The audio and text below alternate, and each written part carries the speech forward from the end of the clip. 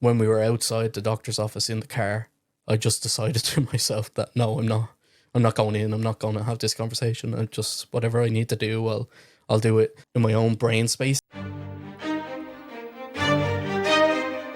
Welcome to ADHDerp with Stephen and Harv.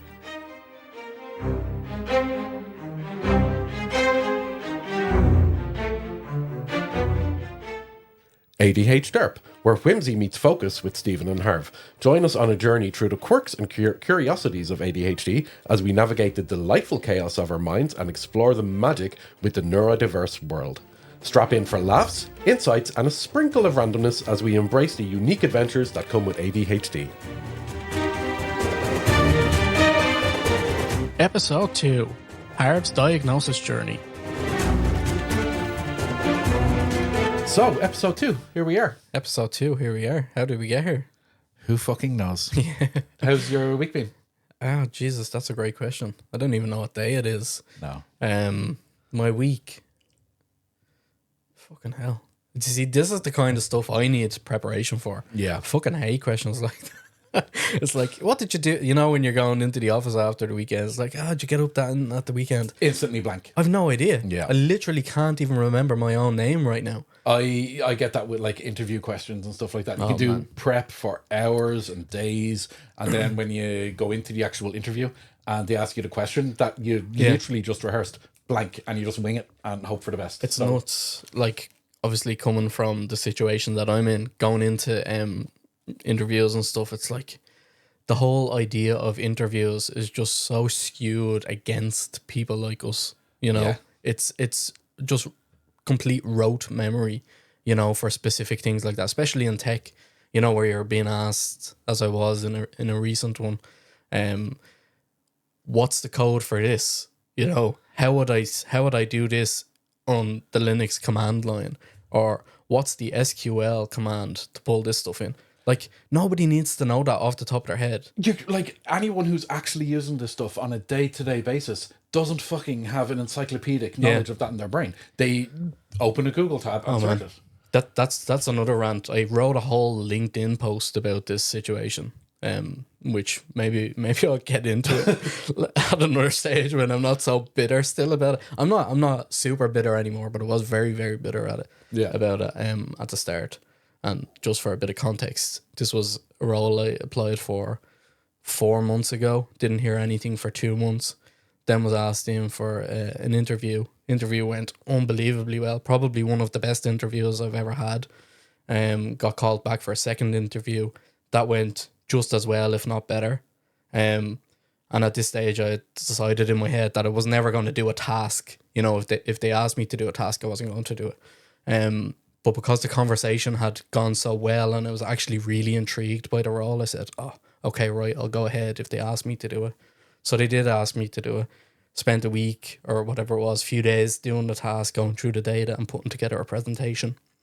And then went in to kind of conduct the presentation. I expected it to be like an interview, but it was literally just, I went into the room with like 3 other people, did the presentation, asked if they had questions, and that was it. And that went unbelievable.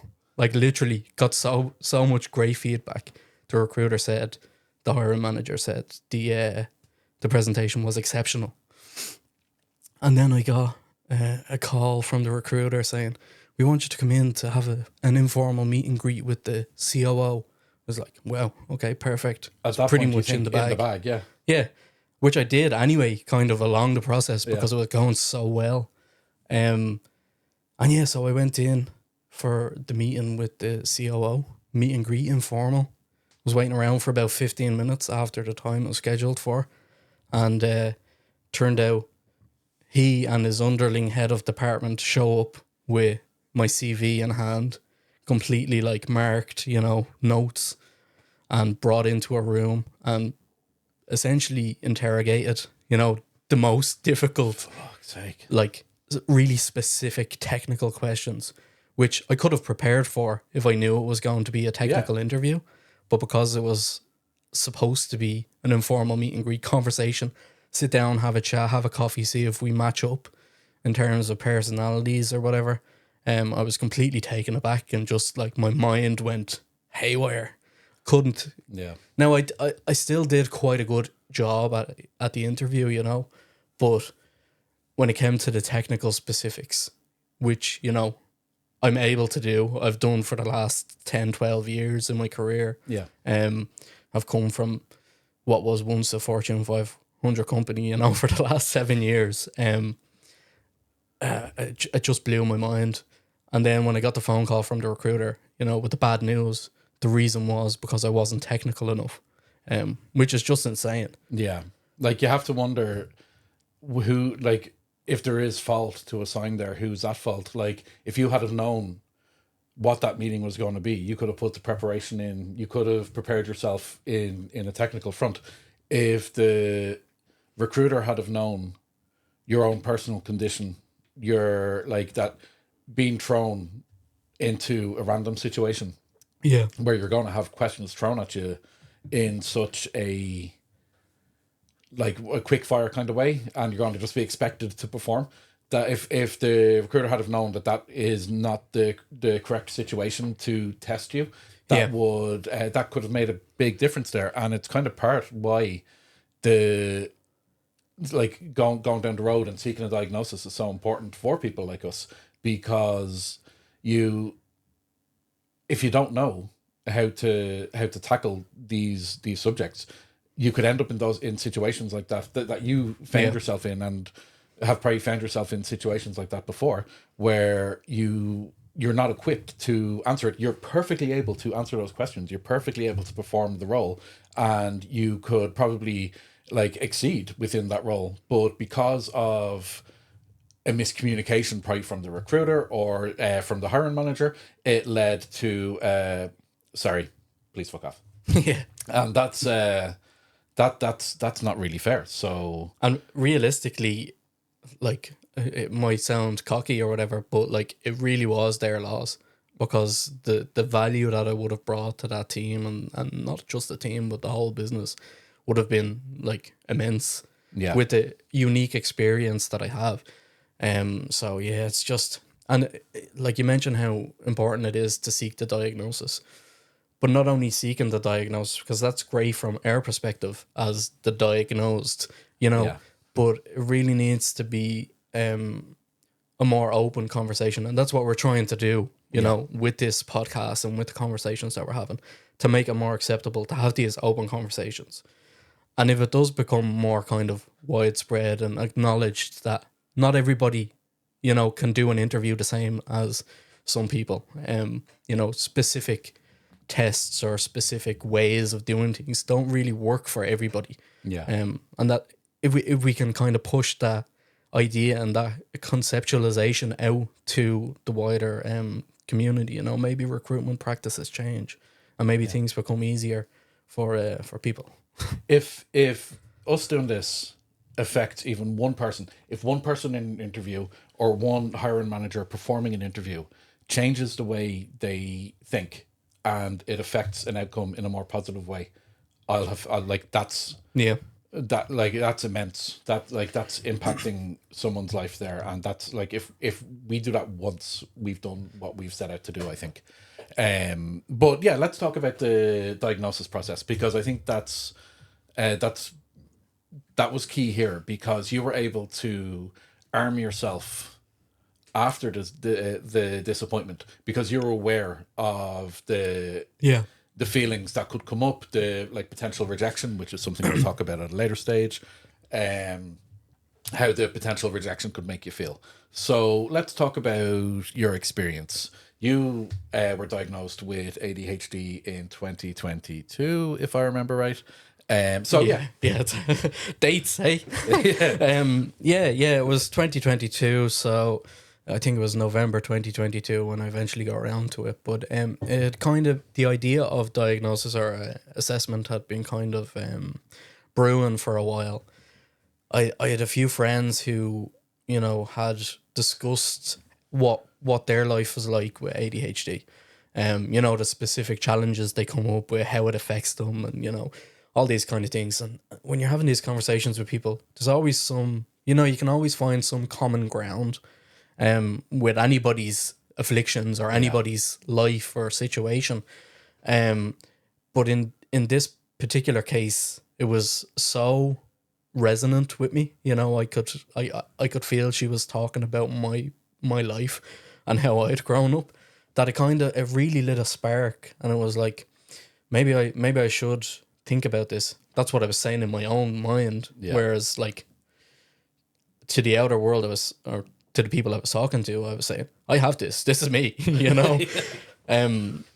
But in the back of my mind, it's like, I have this. This is me. But like, I really need to like do something about it. Yeah. And in typical ADHD fashion, which is a phrase that I keep saying because, you know, it's like we're talking about it, but we're living it as well. I completely forgot about it, and, you know, didn't even think about it then after it left my mind, until somebody in work came out and was diagnosed late in life, not just with ADHD, but also with autism, which I don't know a whole lot about. But the way she came out in work, you know, which is very, very frightening. Yeah. And was so open about it. You know, she didn't hold anything back. She was very kind of trailblazery. And it kind of spurred me on, you know, to step outside my comfort zone. She didn't come in saying anything like, you know, oh, this has changed my life, or, you know, if you do this and it kind of gives you more information, it's going to make such a difference, or anything like this. It was just literally the bravery and the openness that spurred me on. Yeah. I was like, she's gone and done that. She's come and told people about it. She's been so open. I'm just going to do it. I feel like the things that she's saying are so me, like other people who I've, you know, talked to or talked about it to. And that spurred me on. So I spoke to my wife about it, and she was like, well, where is this coming from? You know, this is just completely out of the blue. Why do you feel like you need to get this assessment? And I kind of tried to explain to her how it popped up, and it'd been on my mind for a while. And eventually I went to talk to my GP, said, look, I think this might be a thing with me. What do you suggest we do? So went through a very kind of brief survey, and she referred me then to a psychiatrist to get properly assessed. And my catchphrase, in typical ADHD fashion, I couldn't wait for that guy to get back to me. So I went Googling and eventually found somewhere where I thought this guy worked, and emailed them. They called me back and said, hey, look, you know, we can do an assessment, but we don't do psychiatric assessments. So it would be just a psychological assessment. We would be able to tell you if you do have ADHD, and if you do, we can give you some tools and stuff like that to help you. And I was like, at this stage, I need to know. I can't wait. I need to know. So turned out this place was completely separate, and went for the 3-hour assessment. You know, had my wife in to answer questions about childhood and stuff like that. And eventually, a few weeks later or whatever it was, got the report that said, yeah, you've severe ADHD combined type, and had a load of, you know, tools and resources and areas that I could look to kind of help improve the challenges that I was going through. And that didn't really help, you know, because realistically, you know, the tools and resources are great if you can use them. Like, great for people who can do things, but for people like us with our executive dysfunction, you know, you can have all the great intentions in the world to use these things, but actually getting around to using them is a different story. So I think it was maybe about a month or two over the Christmas, I realized that, you know, this isn't going to work for me, and I need to dig into medication, see if that's going to actually have a difference. And I met with a guy who was actually, so the girl from work, she was what was she? She was like a neurodiversity champion for EMEA in work. And she had a co-champion, a guy from the UK. So I reached out to him, and, you know, he had recently been diagnosed as well with ADHD. reached out to him and just to have a conversation. Never met the guy before. He was really, really kind to give me the time. We had a great chat, and he kind of, went down the conversation route of medication and how much it helped him and changed things for him. And I was like, okay, after this, I really need to kind of go that route. So made an appointment with a psychiatrist that I found. Luckily, it was quite short notice. Couple of weeks. I only had to wait. I know waiting lists are huge at the moment, so you can be waiting years, especially on the public side. But privately, even the waiting lists are huge. But eventually, met up with this psychiatrist. Her name is Lena Naughton. She's lovely, quite local here to me, and went through a shorter diagnosis process or assessment process, because I'd taken the report from the psychologist with me, so that had a lot of the information that she didn't need to go through, but still like a 2-hour process or whatever. And we talked about it. She said severe ADHD combined type, and we talked about other things in life. We've had a very strange kind of few years in Fair to say. in my family, and it kind of she broached the question about depression, and I was like, I feel like potentially my whole life, there's been an air of that. It's never gotten so serious that I needed to do anything about it. Well, that's not true actually. Once when I was a teenager, I was going to the doctor to kind of talk about it, and my mom was bringing me up actually, and when we were outside the doctor's office in the car, I just decided to myself that no, I'm not going in. I'm not going to have this conversation. I just, whatever I need to do, I'll do it like in my own brain space. I can figure it out. I don't want to go in and say, I'm depressed, I need medication or anything like that. I was afraid of what like depression the medication could do. Of that, like not even connotations, but just like what it would do to me. In course. terms of personality, would it change me? Would it affect how I live my life or whatever it was? So that was the only real time I had kind of come up against a real conversation or a real situation with depression. But she brought it up, and we talked about life and how things had been going, and she essentially said, look, you're depressed. You do have ADHD. You are depressed. And what do you think about that? How do you feel about that? And I was like, it's not a surprise really, like based on everything that's gone on over the last few years. And she broached the question of do you want to look at treating the ADHD first or the depression first? And I won't go into that because we've already posted a little snippet from a previous episode. But we went down the route of treating the ADHD first, and we experimented with medication. I think you like to call it titration. I call it experimentation. And you can keep your pharmacology language to yourself. It was an interesting process, and I'm sure we'll talk about medication and its effects and how the process goes later on. But I've been on a few different medications. Some worked, some didn't work as well as others. Some had, pretty severe negative side effects while also being quite positive.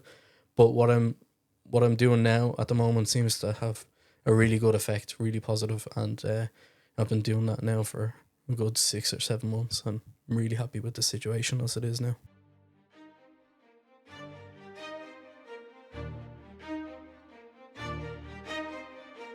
And that's a wrap on episode 2. We hope you enjoyed listening to Harv's chaotic experience with the ADHD assessment and diagnosis process. Remember, whether you're navigating the daily challenges or celebrating those ADHD wins, whatever the situation, we're here to share the ride with you. Don't forget to subscribe, leave a review, and share your feedback with us. Let's keep the conversation going until next time. Until then, stay quirky, stay awesome, and keep embracing your unique ADHD journey. Take care, and we'll catch you on the next episode of ADHDerpCast, where Stephen shares his own journey on the bumpy road to diagnosis.